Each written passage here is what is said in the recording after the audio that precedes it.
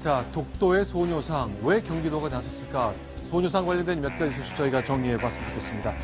먼저 독도 상공 영상 저희가 준비했는데요. 보시면서 얘기를 시작해 보겠습니다. 자, 이제 항공 촬영입니다만 이렇게 독도가 아름답게 찍혔군요. 네, 그렇습니다. 그런데 오늘 이 독도가 논란에 휩싸였습니다. 경기도 의회가 최근에 독도에 소녀상을 건립하겠다. 그래서 모금을 추진하고 나서서 문제가 되고 있습니다. 예, 독도 사랑 국토사랑회라는 도의회 의원들 34명이 소속된 연구단체가 이런 것을 추진했는데요. 이들이 지난해 설립됐는데 자의적으로 추진했습니다. 그런데 문제점이 발생했습니다. 현역 도의회 의원도 물론 공무원입니다. 그런데 공무원들은 모금을 할 수 없습니다. 이런 논란이 일게 되자 도의회에서는 그럼 강행하지는 않겠다 이런 얘기를 내놨고요. 또 민간단체 중심으로 추진을 한번 해보겠다 이런 해법까지 내놓고 있습니다. 자, 지금 보시는 이 장면은요. 소녀상을 만드는 그 작업 보고 있습니다. 이제 대한민국에는 저 서울에 있는 주한 일본 대사관 앞에 부산에 있는 주한 총영사관뿐만 아니라 수십 개의 소녀상이 있습니다. 이렇게 만들어진 작품들인데요. 자, 이제 부산에 만들어지면서 일본이 반발하고 있잖아요. 자, 그러면 경기도 의회에서 저쪽 경상북도에 해당하는 독도의 소녀상을 짓겠다. 이건 왜 그렇게 된 거죠? 글쎄, 여러 가지 이유가 있겠습니다만, 목적이 어떻고, 의도가 어떻든 간에 현실적으로, 여러 가지 난관에 부딪힐 수 있습니다. 잘 아시다시피 독도는 이제 경상북도 관할 구역이기 때문에, 경상북도에서 여기에 대한 어떤 그 행정적인 지원이라든지 허락이 없을 경우에는, 설령 경기도의회에서 이런 결의를 하고 시행한다 하더라도, 이제 그 장벽에 부딪힐 수가 있겠는데요. 그러다 보니까, 이 논쟁적인 사안이다 보니까, 경상북도도 이제 의견을 밝혔습니다. 우선, 당초에 소녀상 설치가 불가능하다라는 입장을 밝혔는데요. 여기에 대해서 또 약간의 좀 비난 여론이 일자 국민들의 의견을 수렴해서 결정하겠다라고 한 발 물러섰는데요. 결국은 이제 그 대일 관계에서도 굉장히 논쟁적인 사안입니다만 우리 국내에서도 소녀상을 설치할 것인지 한다면 어디에 할 것인지 여기에 대해서도 여러 가지 논란이 있는 사안인 것 같습니다. 자, 이옥선 할머니 실제 보면요. 이렇게 얘기하셨네요. 소녀상을 더 많이 세워야 하는 건 맞다. 하지만 독도는 아니다. 정치인들이 나서서 추진했다는데 이거 말이 안 된다. 왜 독도와 소녀상이 엮이면 안 되는 것인지 외교부도 대변인 논평을 통해서 이렇게 얘기했습니다. 소개하겠습니다.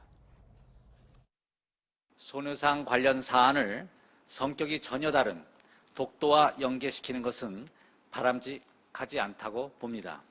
소녀상은 보편적 인권 문제로서 일본군 위안부 피해와 관련된 것이라면 독도는 우리 영토 주권과 관련된 사안이라는 점에서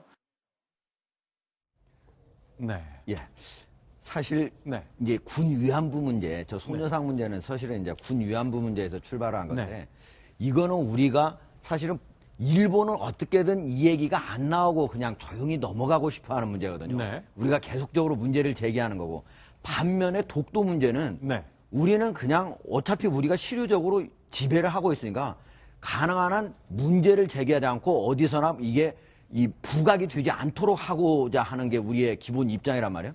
그런데 소녀상을 갖다가 독도에다 갖다 놓는다.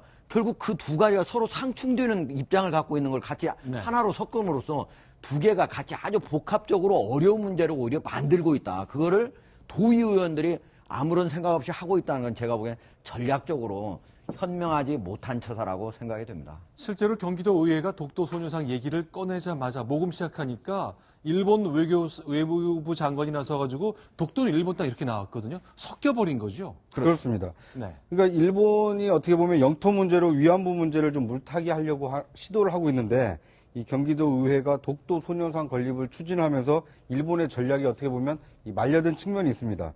그 이옥선 할머니가 말씀하셨듯이 왜 이 그 보편적 인권의 문제를 영토 문제와 결부시키려고 하느냐. 소녀상은 많이 건립돼야 될 필요가 있지만 소녀상을 건립해서 이 일본군의 어떤 그 만행을 잊지 않고 기억해야 되지만 그것을 왜 꼭 분쟁 지역으로 될 수 있는 독도여야 되느냐. 이런 그 합리적인 그 이 지적에 대해서 경기도 의회 의원들이 좀 귀담아 들어야 되지 않을까 하는 생각이 듭니다. 그렇죠. 이제 지금 기분 같아서는 이런 것들과 저 외교적 전략이 면밀히 검토되어야 되는 것은 좀 구분이 되어야 되는 것이겠죠. 자, 그러나 하나 더 있습니다. 민예총. 요즘 이제 블랙리스트 때문에 이런 예술단체 이름이 많이 나옵니다만 부산 지역의 진보적 예술단체에서는 부산 소녀상 앞에서 춤을 계속 추는 공연을 하겠다. 그 얘기를 밝혔죠? 그렇습니다. 부산 민예총이 발표했는데요. 이제 그 2월 4일부터 매주 토요일 오후에 네.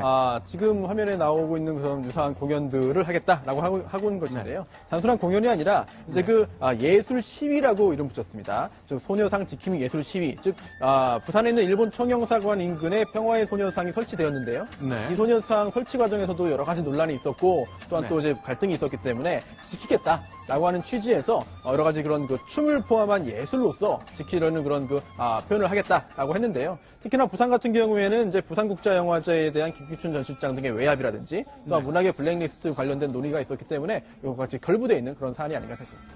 자, 직접 얘기를 들어봤습니다. 왜 이렇게 할까? 혹시 이랬다가 외교적으로 더 논란이 커지면 글쎄 봉합이 좀 여러 가지 더 힘들어지는 건 아니냐 하는 우려가 있습니다만 민의총 분들은 좀 생각이 다른 것 같습니다. 블랙리스트까지 연결지어서 일본 총영사관 앞에 소녀상에 대한 문제 제기를 하고 있군요. 잠시 들어보겠습니다. 예술인 블랙리스트 문제들이 불거져 나오면서 뭔가 이렇게 가만히 있어서 되겠냐라는 이제 움직임들이 있었고요. 부산 예술인으로서 소녀상 지킴이 춤을 이렇게 표현해 보자라는 취지에서 이 춤시위를 기획하게 되었습니다. 자, 부산 민예총 얘기를 들어보니까 예술가 블랙리스트에 대한 항의 의미가 절반이고 또 일본의 소녀상 관련해서 항의하겠다는 것이 절반이라고 얘기하고 있습니다. 반반의 의미라고 설명을 했습니다.